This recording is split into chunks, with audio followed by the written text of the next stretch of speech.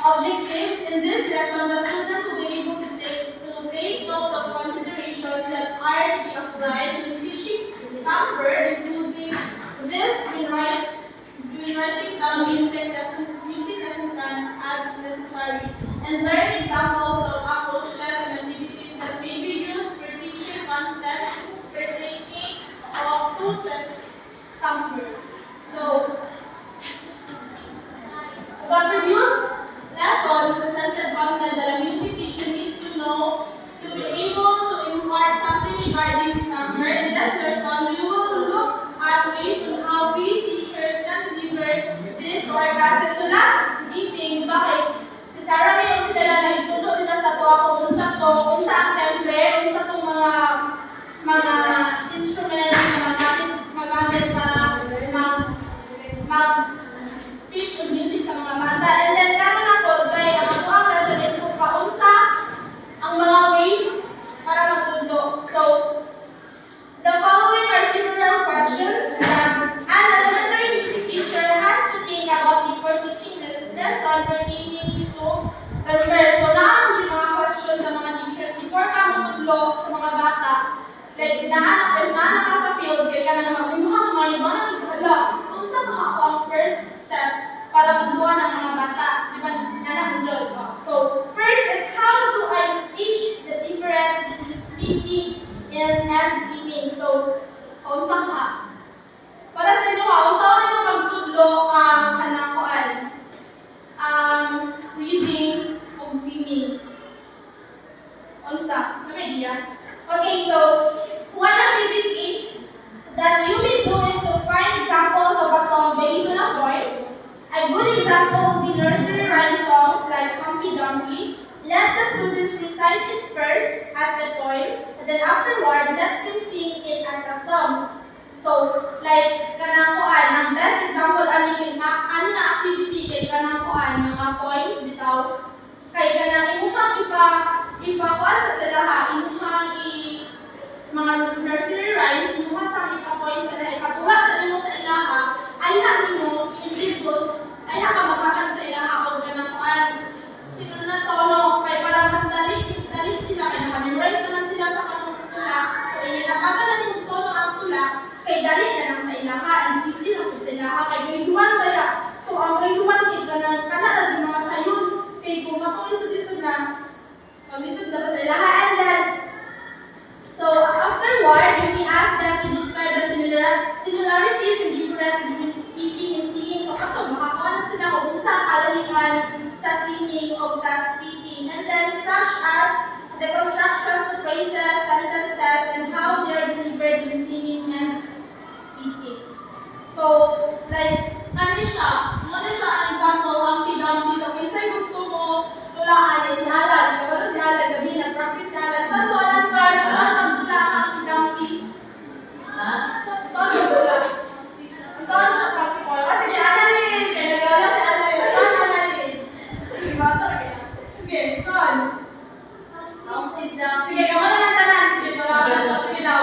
1, 2, 3. Humpty Dumpty sat on a wall. Humpty Dumpty had a great fall. All the king's horses and all the king's men cannot put Humpty Dumpty together again. Okay, and then sa song, examples of song. Humpty Dumpty. Humpty Dumpty sat on the wall. Humpty Dumpty had a great fall. All the king's horses and all the king's men couldn't put Humpty together again. Humpty Dumpty sat on the wall. Humpty Dumpty had a great fall. All the king's horses and all the king's men couldn't put Humpty together again. Okay, so ano siya ang first? Then karon kay ang second is how do I teach different qualities of sound? So paunsa yung tulo sa teacher ang mga different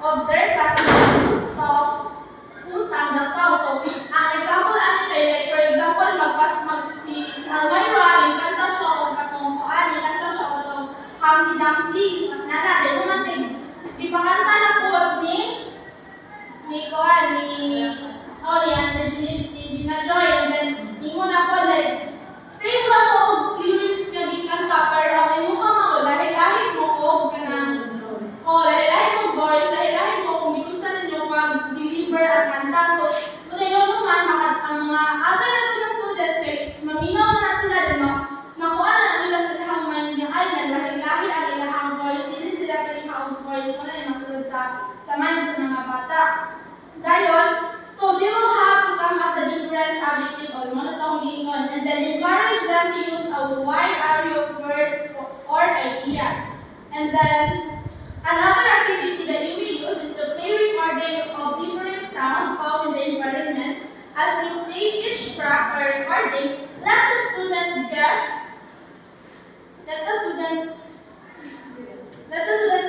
what it is. It can be the sound of animal, a thing, a person, or an event. And you may also ask them to draw or create a visual presentations of the sound they heard. So like other na po na activity, kaya kanang ikuan mo sila, mag-record sila kung sa ang mga sound nila ang nadungog sa environment. Klase-klase nila ang sound na nadungog sa environment, di ba? So maka-pima, nag-rapid idea ang mga bata.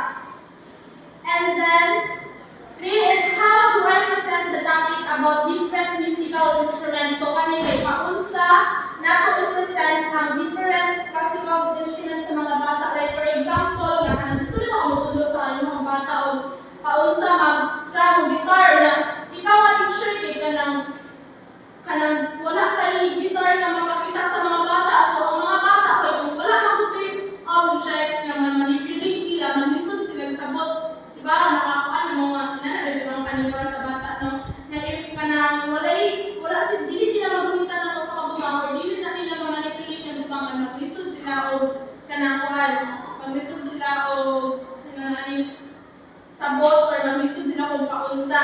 So, as always, when introducing musical instrument to class, identify that ideally the teacher has to prepare audio recording along with visual or pictures of instrument being taught. Play the recording frequently so that the students can take note of the difference between the instruments. Ask them also to describe the sound that each instrument produces and what makes each of them unique. So if some of the instruments are available at school, then bring this to the class so that the students can have a hands-on experience with this. So like what I said kanina.